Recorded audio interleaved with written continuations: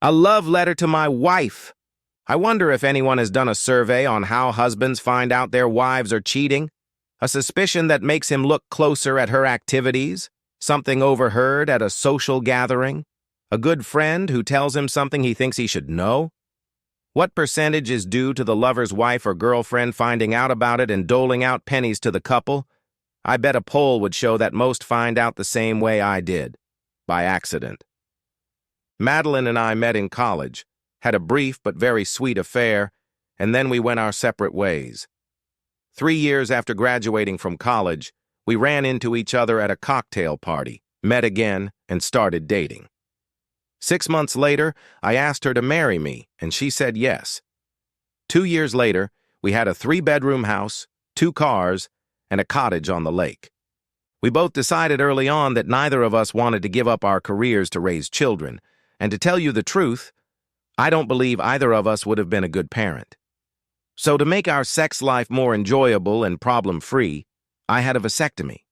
To make sure it was successful, I took tests once a month for 6 months. The first test showed that I was no longer fertile, and the next 5 tests were just to make sure I remained so. As the years passed, Mad and I climbed the corporate ladder, each of us excelling in our chosen field. The higher up the ladder we climbed, the more responsibilities we took on, and eventually we both got to the point where traveling became part of our jobs. It wasn't so bad for me. I had to travel on average twice a month and usually for 2 or 3 days, but Mad traveled for anywhere from a week to 10 days. Of course, she only had to go once every 6 weeks or so, but I felt bad that she was gone for almost 2 weeks straight. Mad always traveled to Boston, and I once jokingly said she should find an apartment and move in since she was spending so much time there. We had been married a little over 8 years when I made my accidental discovery. I had a lunch date with Madeline, and I stopped by her office to pick her up. Gloria, her secretary, told me that Mad had been called into a meeting and asked me to wait for her in the office, that she wouldn't be long. Mad's office on the 10th floor had a view. I went to the window and looked outside for a while, then turned to go back and sit in one of the office chairs. Madeline had one of the large calendars on her desk, and as I turned around, my gaze darted across the desk and I noticed that, in big black letters, she had marked Boston in the column for the 24th. She hadn't told me about this trip yet. As I stared at my notebook, I wasn't watching where I was going and I bumped into the wastebasket, knocking it over and some waste spilled out. I bent down to pick up the trash and put it back in the basket, and one of the items I picked up was an envelope with SWAC written on the back flap. I hadn't seen an envelope like that since junior high, and I wondered who was sending Mad stuff with the initials sealed with a kiss on it. I turned it over and saw that it was addressed to Miss Madeline Beckman, not Mrs., and mailed to her work address, not her home address. I rummaged through the trash and found 3 crumpled pieces of paper with the same handwriting as on the envelope. Curiosity got the best of me, and I put the 3 pieces of paper and the envelope in my pocket. After collecting the rest of the trash, I walked over and sat down on one of the chairs. No sooner had my butt touched the cushion than Madeline walked in. "Sorry to keep you waiting, honey, but Brian freaked out about quality control and called a meeting." "No problem. I just got here a couple minutes ago. Are we going to go, or do you need to stay?" "No delays, dear. I need to get out of here, so let's go." Lunch passed leisurely. We discussed our plans for the coming weekend and talked a bit about the boat she wanted to buy to use when we went to our cottage on the lake. I drove her to her office and then back to mine. Sitting down at my desk, I pulled an envelope and 3 sheets of paper out of my pocket and spread them out on the desk. As I smoothed out the sheets, I noticed that the writer had obligingly numbered the pages, so I laid them out in order and began to read. The letter began, "My dear Madeline, and I will not recount its contents. Suffice it to say that it was a love letter from a man named Trace. He wrote that he couldn't wait to see her again, to hold her and love her the way she deserved." My jaws clenched tighter and tighter as I read the letter, and it was probably a good thing for Madeline and Trace that I couldn't pick up either of them right now, especially after what I read when I got to the top of page 3. "I've set up an appointment for you at the clinic for 10 a.m. on the 20th. I wish we didn't have to do this, my love, but as much as I hate it, I understand why you feel you have to do it. I think you should consider having your tubes tied when they do the procedure, so we don't have to worry about that happening again." Trace had thoughtfully provided the clinic's phone number so that Mad could call them if she decided to have her tubes tied. It didn't take a genius to figure out what this procedure he mentioned in the letter was. Madeline was pregnant. I realized from the letter that Madeline and Trace had been dating for some time, and I remembered jokingly telling Madeline that she should move to Boston since she was spending so much time there. Apparently she had. That explained why she always wanted me to call her cell phone instead of the hotel where she was supposed to stay. The evidence was there. It was on my desk. My wife was cheating on me. My wife was an unfaithful cheater. The question was, what was I going to do about it? I wrestled with this problem for the rest of the day. I sat at my desk and stared at the wall, replaying it over and over in my head, and thought about it as I drove home. I loved Madeline. I really did. And most of my thoughts were about how I was going to get through this mess so that Madeline and I could stay together. By the time I pulled into my driveway, I realized that staying together with Madeline was a pipe dream. There was no way I could stay with Madeline after I found out she cheated on me. I just don't know how to do that. Madeline usually got home before me and had dinner ready, and this night was no exception. There were candles burning on the table and a bottle of wine chilling in an ice bucket on the counter. I knew what it meant, and of course Mad had told me about it over dinner. "I'm leaving for Boston on the 19th and will be gone for 2 weeks, so I need you to work your ass off, honey. You need to give me enough to last me until I get home. I hope you have enough vitamins." I sat back, smiled at her, and told her I'd do my best, running through the scenario in my head. Her calendar said Boston would be on the 24th.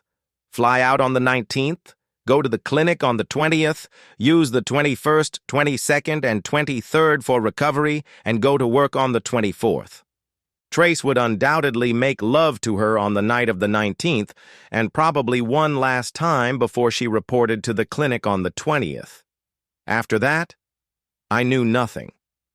Having no experience in this area, I had no way of knowing how soon after the procedure she would be able to have sex again, but I assumed it would be at least a month. Madeline always came home from her trips ready to drag me into the bedroom, saying she needed to catch up on her sleep, and I wondered what excuses she would have for not wanting to have sex when she got back from her trip. Madeline interrupted my thoughts by saying, "Come on, cuties, dessert will be served upstairs in the bedroom."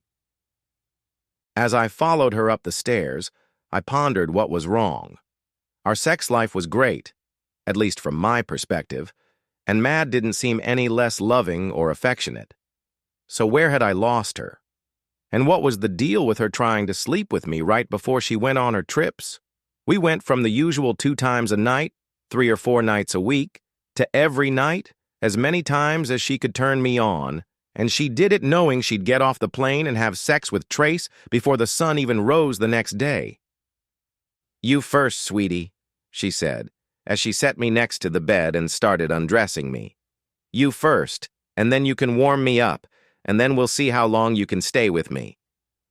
I didn't want to, but I knew I had to.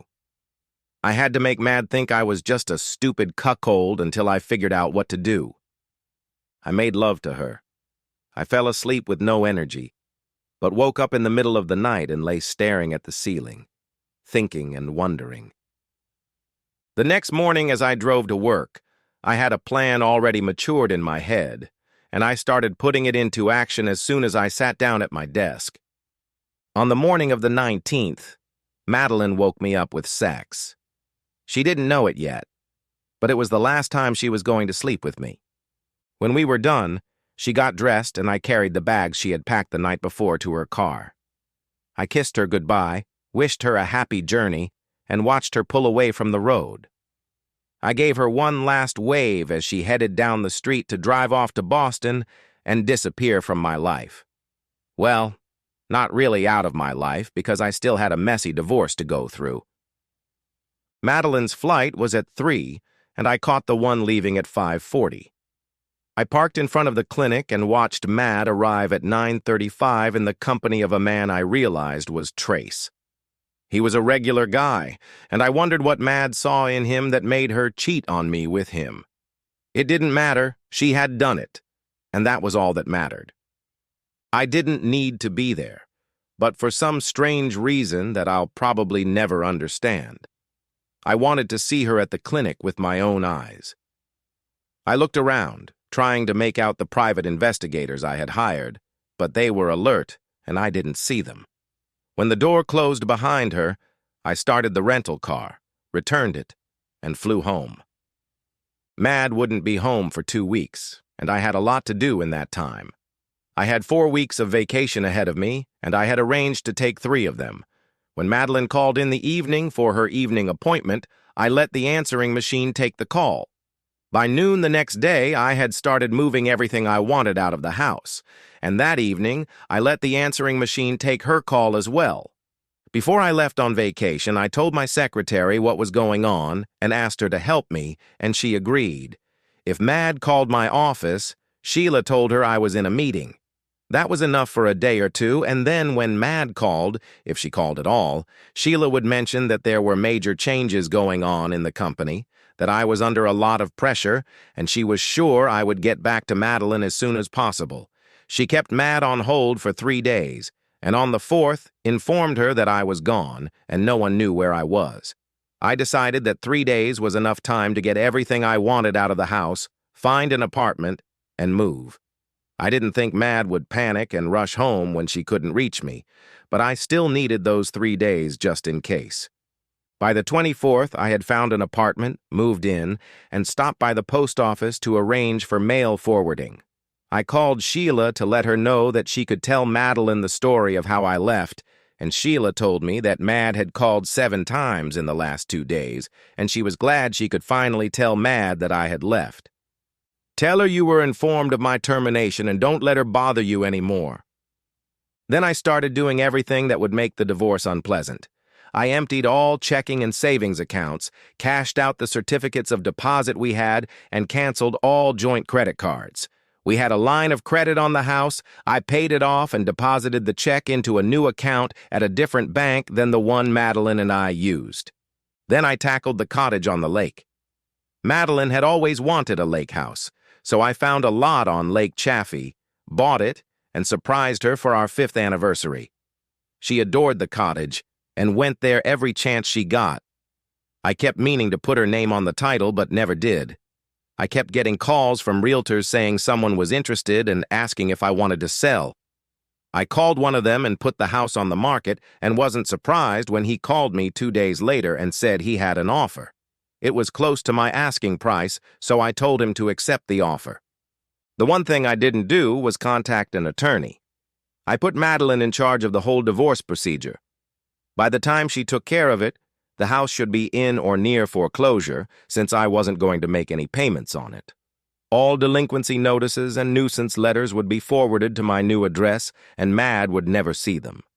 I sent a letter to the mortgage company about the change of address and phone number, so Mad won't even get a single call. With any luck, she won't even know the house is gone until she gets an eviction notice. When Mad flew to Boston, I canceled my cell phone contract and signed up with another carrier and got a new number. I wasn't in the office to answer the phone, so Mad could only get through to the answering machine. I'd stop by the house once a day to see how the current batch of messages sounded, then delete them and go to my place. They started out cheerfully. "Hi, honey, just checking in. Call me on my cell phone when you get home. I love you, honey. Bye-bye." By the end of the 2nd day, it was, "Rob, honey, call me." By the end of the 3rd day, it was, "Rob, are you there?" By the 4th day, "Rob, call me. I'm worried, honey. No one seems to know where you are. Does your cell phone work? Call me, Rob." On the 5th day, she got angry. "Rob, where are you? What is going on? My visa was declined. I called them and they said you canceled the account. Call me." An hour later, she was saying, "What have you done? My Discover and MasterCard were declined because you canceled them. Rob, call me." I smiled and turned off the answering machine, then called and canceled the contract on her cell phone. Then I drove to the lake to spend a few days at the cottage before closing the deal. I stayed at the cottage until the day Madeline was due back, and then I packed up everything I wanted and left. When Madeline couldn't find me, sooner or later she would remember the cottage and go there, and I didn't want to be there. I spent the rest of my vacation playing golf and avoiding any place where I might run into Madeline. On Friday, before I went back to work, I called Sheila to see how things were going, and she told me that Madeline had been to Jerry's, my boss, and knew that I hadn't quit, but was on vacation. I bet she's coming to see you on Monday. It was what I expected, and I was ready for it. I told Sheila I would see her on Monday, and then spent the rest of the weekend playing golf during the day and going to the movies in the evenings. Monday morning, I parked 3 blocks away and entered the building where I worked through the alley and loading dock. Once inside my office, I looked down into the parking lot and saw Madeline sitting there in her car.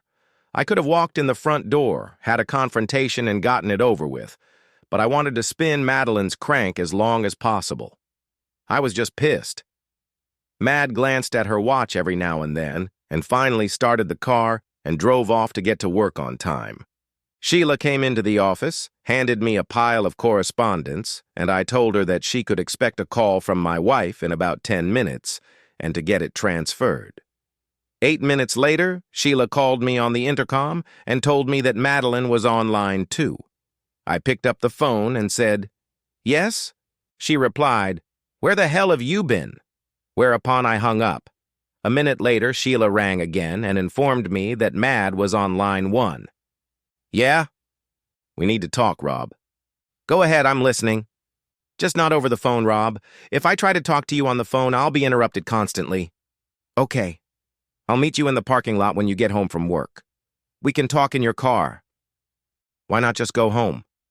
"I don't want to."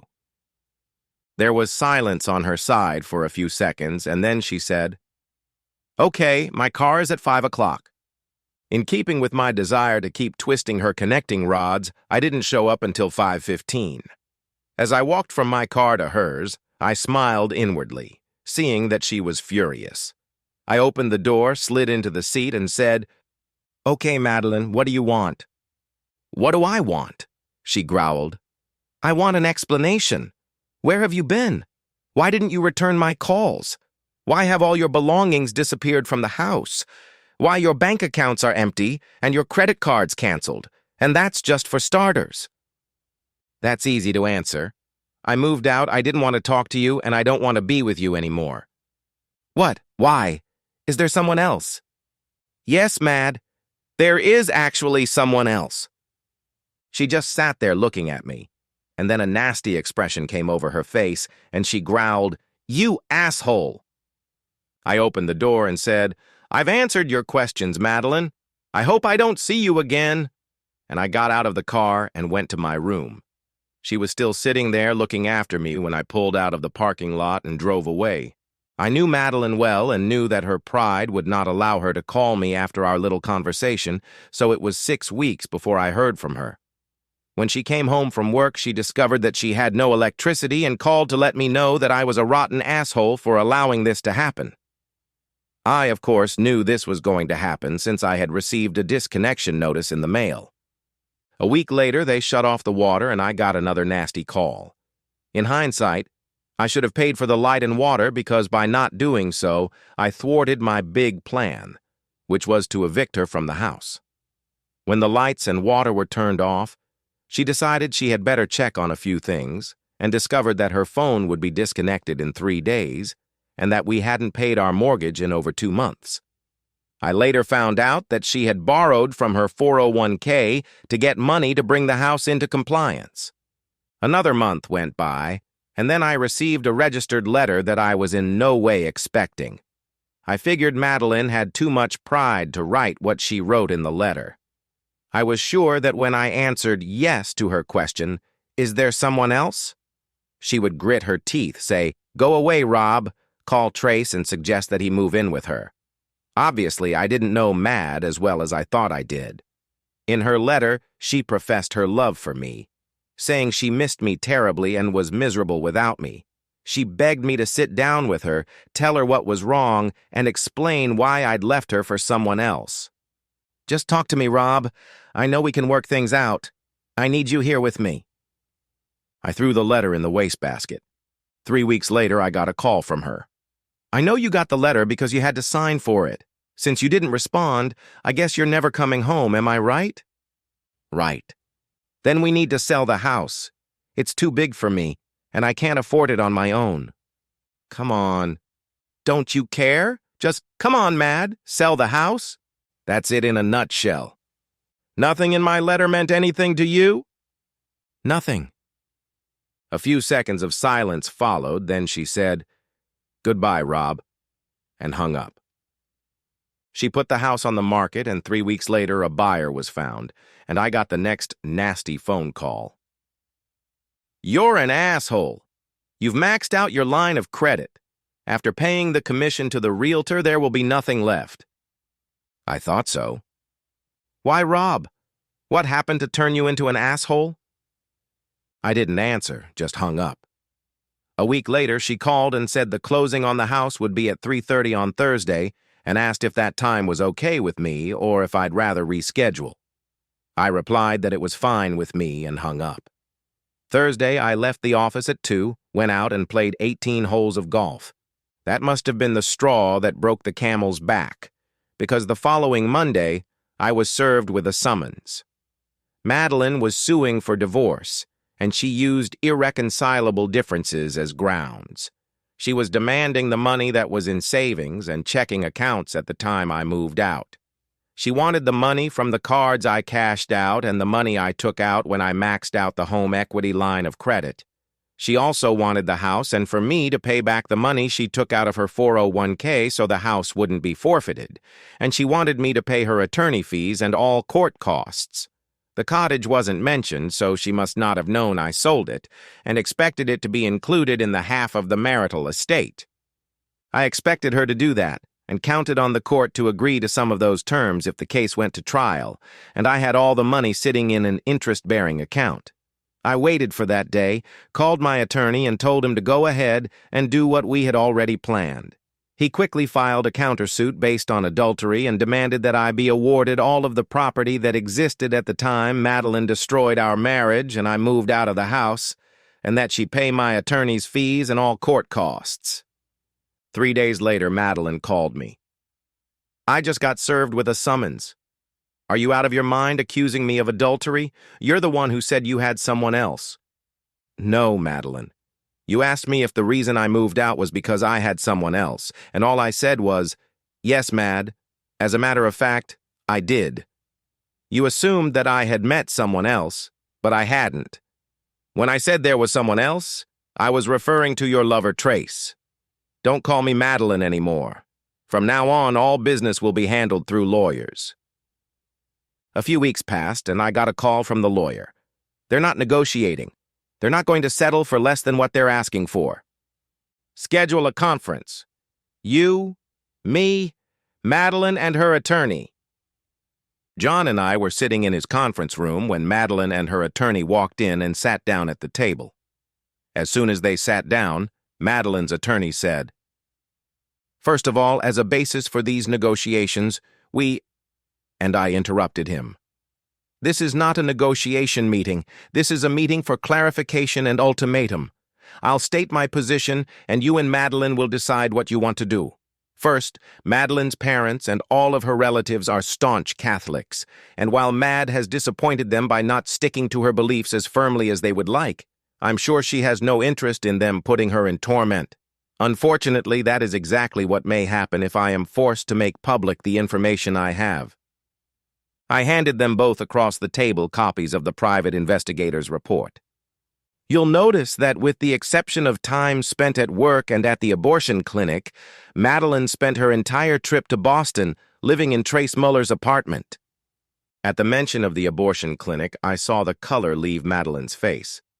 I slid some more papers across the table to them. "These are the medical records of her visit to the clinic. Note that in addition to the procedure, she also had her tubes tied so she could continue her affair with Muller without fear of becoming pregnant again." Note that the last 3 pages are a copy of Mueller's letter, in which he tells my wife that he has made an appointment for her at the clinic and recommends a 2-ball ligation. She apparently followed that recommendation. I also have a videotape and pictures of my unfaithful wife with Mr. Mueller. You will stop contesting my application and allow the divorce on the terms set forth in my application, or the information I just showed you will be used. Attorney Madeline sat and listened to me, tapping his pencil on his notepad, and when I finished, he said, "First of all, and I'm sure your attorney has informed you of this, Mrs. Beckman's medical records are personal information, and the only way you could have obtained them is through illegal actions. In any case, they cannot be admitted into the divorce proceedings. Further, you must—" And I interrupted him before he could continue. "I know they're inadmissible in court, but I never intended for them to go to trial. When I said the information would be used, I meant that every living relative of my wife would get a copy. Her parish priest would get a copy. Every friend of hers that I know of would get a copy. And her boss, who happens to be connected to every pro-life organization in existence, would get a copy. John told me that you can, if you have a good relationship with the judge, get an injunction as soon as you leave and actually get a restraining order. It doesn't matter to me. I'd do it anyway.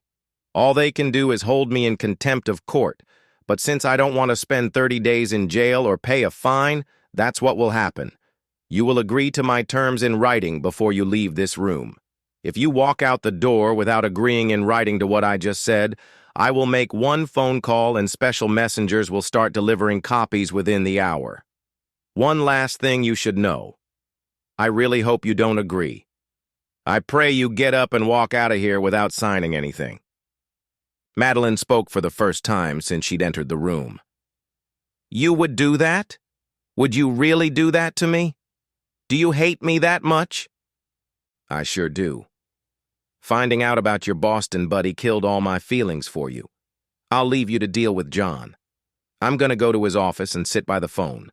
Then again, I hope he tells me you left without agreeing to anything so I can make the call before you even leave the building."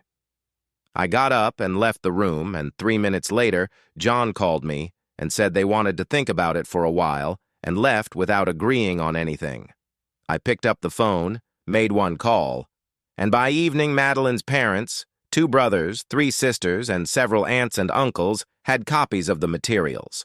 Trace's employer and any relatives the private investigator could find also had copies. The case went to trial, and in the end, the judge ruled that everything should be split 50-50, but Madeline should pay both attorney's fees and all court costs. This was a bonus for me because I had assumed that each side would have to pay the attorney fees and split the court costs. John told me he wasn't surprised because the judge had gone through a divorce from a cheating wife 10 or so years before and was known to lean toward the man's side if the wife was a cheater, and case law allowed him to do so.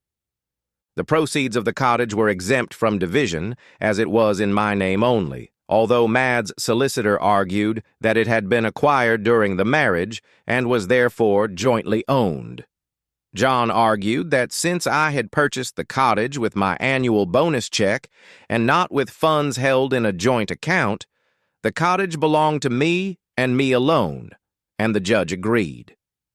The divorce was finalized 7 months ago, and Mad paid a heavy price for her infidelity. Her family has turned their backs on her, and although she has managed to rebuild a relationship between 1 brother and 2 sisters, her older brother, younger sister, and parents want nothing to do with her. When her younger sister was getting married, Madeline was not invited to the wedding, but Madeline, being Madeline, showed up to the reception anyway. Her father asked her to leave, and when she didn't agree, called the police. The police asked her to leave because she was not an invited guest, and she was rude to them, so they handcuffed her and took her away. She spent the night in jail and was released in the morning, charged with disorderly conduct, trespassing, and interfering with an officer in the line of duty. On top of her family problems, she was fired from her job. Not because her boss was a staunch right-to-life supporter, but because she filed false expense reports. Apparently, her boss read a private investigator's report that said she lived in Muller's apartment the entire time she was in Boston, but on her expense report, she indicated that she was reimbursed for a hotel room for 2 weeks. I have no idea where she got the fake receipts, but her boss checked them and found them to be fake. The boss gave her a choice: resign or be fired for stealing. Madeline said she didn't do it for the money, but so people wouldn't ask why she didn't have receipts from hotels for trips. She said she would pay the money back, and her boss apologized but refused. She quit, and from what I hear, she is now working at a restaurant. I never found out why this happened, as I never spoke to Madeline after her last trip to Boston, but it didn't matter at the time. What mattered was that she did, and that was something I could never get over. I loved her, and I still think about her and wish things had turned out differently. Much to my dismay, Boston is 1,600 miles away, and I don't know the place or any of the locals. Because of this, it is almost impossible to do anything for Muller. I'm surprised Mad didn't pack up and head for Boston when her life here fell apart. Maybe what I sent to her family has turned him away from Mad and she can't visit him. I hope Mad is still here because he plans to come here to join her. I'm already making plans for that eventuality. The end. Subscribe to my channel. Thank you.